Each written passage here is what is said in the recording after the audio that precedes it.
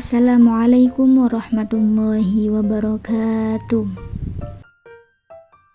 Baik, kali ini kita sudah mulai menginjak pada materi bab keempat, yakni tentang bukti kemukjizatan Al-Quran.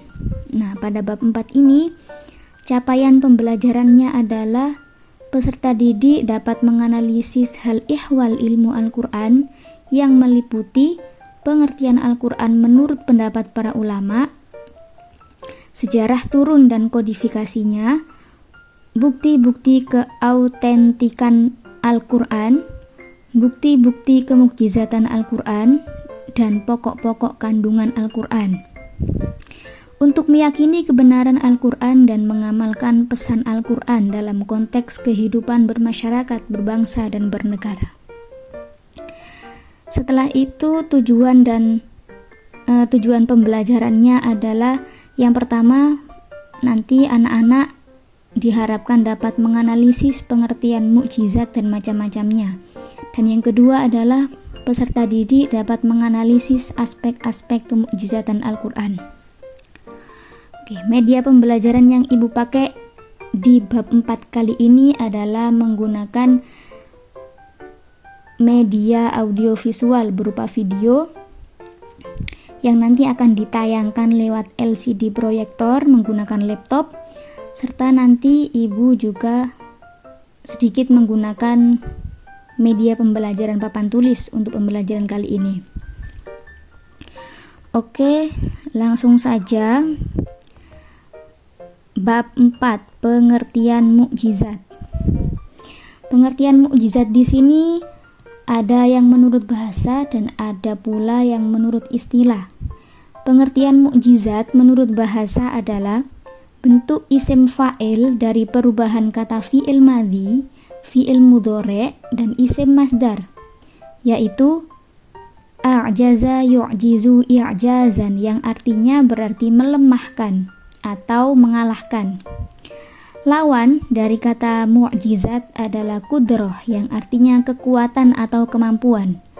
Sedangkan menurut istilah, mukjizat adalah sesuatu yang luar biasa yang diperlihatkan Allah Subhanahu wa Ta'ala melalui para nabi dan rasulnya sebagai bukti atas kebenaran pengakuan kenabian atau kerasulannya.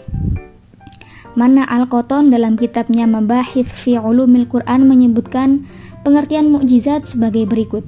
Al-mu'jizatu amrun khariqun lil 'adati muqtarinun bittahadi salimun 'anil mudhara'ah, yang artinya mukjizat yaitu sesuatu yang menyalahi kebiasaan disertai dengan tantangan dan selamat dari perlawanan. Kemudian lanjut, unsur-unsur mukjizat. Unsur-unsur mukjizat ini ada 5. Yang pertama adalah tidak bisa dilakukan selain dengan izin Allah.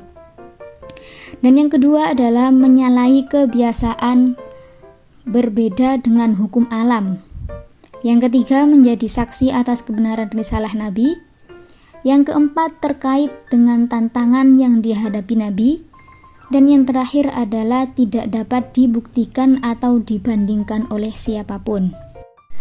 Selanjutnya yakni jenis-jenis mukjizat. Mukjizat itu ada 2. Yang pertama, mukjizat hissi, yakni mukjizat yang dapat dirasakan dan disaksikan oleh panca indera manusia, yaitu penglihatan, pendengaran, penciuman, perabaan, dan pengecapan. Mukjizat ini bersifat nyata dan dapat dirasakan langsung oleh semua orang yang ada di sekitarnya. Dan yang kedua adalah mukjizat aqli, yakni mukjizat yang memerlukan kecerdasan akal untuk memahaminya. Mukjizat ini tidak selalu tampak secara langsung melalui panca indera, tetapi lebih mengarah pada pemahaman yang mendalam dan analisis rasional. Mukjizat jenis ini dapat bersifat kekal karena dapat dipahami oleh akal manusia sepanjang masa. Contoh mukjizat hissi mukjizat hissi Nabi Muhammad SAW. Yang pertama adalah membelah bulan, kemudian mengeluarkan air dari jari-jari tangannya, kemudian lagi berjalan di bawah lindungan awan, dan selamat dari pengepungan oleh musuh Quraisy. Kemudian contoh mukjizat hissi para nabi, misalnya mukjizat yang diberikan kepada Nabi Daud alaihissalam berupa kemampuan melunakkan besi tanpa proses pemanasan. Kemudian mukjizat Nabi Ibrahim alaihissalam yang menjadikan api tidak mampu membakarnya saat dibakar oleh Namrud. Kemudian mukjizat Nabi Musa alaihissalam, yaitu tongkatnya bisa berubah menjadi ular yang sangat besar dan menelan semua ular-ular tukang sihir Firaun yang menantang Nabi Musa. Dan yang terakhir mukjizat Nabi Isa alaihissalam yang mampu menghidupkan burung yang dibuat dari tanah dan menghidupkan orang yang sudah mati.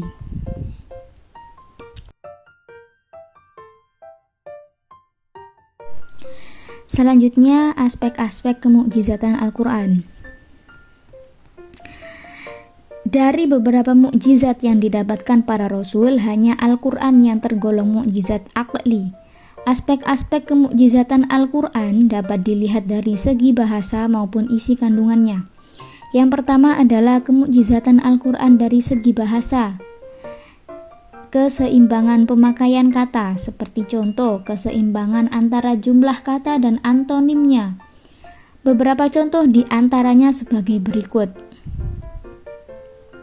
Kata al-hayah yang artinya hidup dan al-maut yang artinya mati di dalam Al-Quran masing-masing disebut sebanyak 145 kali. Contoh yang lain, an-nafi' yang artinya manfaat dan al-madharah yang artinya mudorot masing-masing disebut dalam Al-Quran sebanyak 50 kali. Kemudian selanjutnya keseimbangan jumlah kata dan sinonim atau makna yang dikandungnya. Beberapa contoh diantaranya sebagai berikut. Yang pertama, al-harth dan al-dhira'ah yang artinya membajak atau bertani. Masing-masing disebut dalam Al-Quran sebanyak 14 kali. Kemudian contoh lagi al-Islam dan al-Wahyu yang artinya sama-sama Islam dan Wahyu atau Al-Quran. Masing-masing disebut sebanyak 70 kali. Kemudian keseimbangan antara jumlah kata dan jumlah kata yang menunjuk pada akibatnya. Contoh al-infaq dengan ar-ridho, kerelaan. Keduanya saling berhubungan. Masing-masing disebutkan dalam Al-Quran sebanyak 75 kali. Kemudian az-zakat dengan al-barokah masing-masing disebut sebanyak 32 kali dalam Al-Quran. Kemudian keseimbangan antara jumlah kata dan kata penyebabnya. Yang pertama adalah al-israf artinya pemborosan dengan as-sur'ah yang artinya tergesa-gesa. Masing-masing disebutkan sebanyak 23 kali. Kemudian as-salam yang artinya kedamaian dengan at-thayyibah yang artinya kebajikan, masing-masing disebut sebanyak 60 kali. Kemudian yang terakhir adalah keseimbangan khusus. Beberapa contoh diantaranya sebagai berikut. Kata al-yaum yang artinya hari dalam Al-Quran disebutkan sebanyak 365 kali. Sama halnya dengan jumlah hari dalam 1 tahun. Kemudian kata syahrun yang artinya bulan disebutkan dalam Al-Quran sebanyak 12 kali. Hal ini sama halnya dengan jumlah bulan dalam 1 tahun. Kemudian Al-Quran menjelaskan bahwa langit itu ada 7. Penjelasan ini diulanginya dalam 7 kali pula.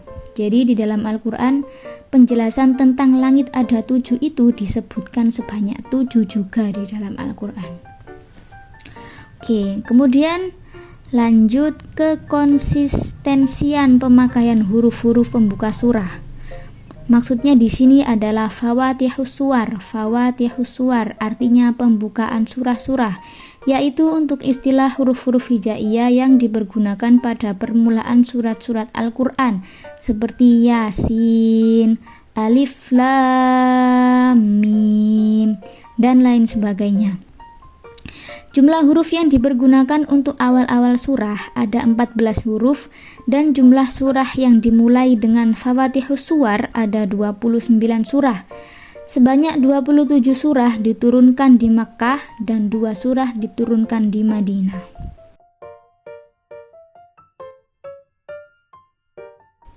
Beberapa hikmah dari penggunaan Fawathihus Suwar antara lain ada 4. Yang pertama adalah menjadi nama surah yang bersangkutan. Misalnya, Fawathihus Suwar berupa lafaz Yasin, maka surat tersebut dinamakan surat Yasin. Yang kedua adalah untuk menarik perhatian pembaca dan orang yang mendengarkan bacaannya. Yang ketiga, menunjukkan bahwa Al-Quran diturunkan dalam bahasa Arab yang tersusun dari huruf-huruf hijaiyah. Dan yang terakhir, untuk menunjukkan kelemahan manusia yang tidak mampu memahami isyarat-isyarat yang terkandung dalam huruf-huruf tersebut. Dari penjelasan tersebut, setidaknya dapat kita ketahui beberapa kemukjizatan Al-Quran, yakni sebagai berikut. Yang pertama, Al-Quran itu indah sekali susunannya, berbeda dengan karya-karya lainnya dalam bahasa Arab.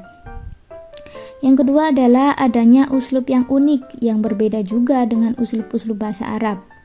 Yang ketiga, sifat agung yang tidak mungkin ditandingi.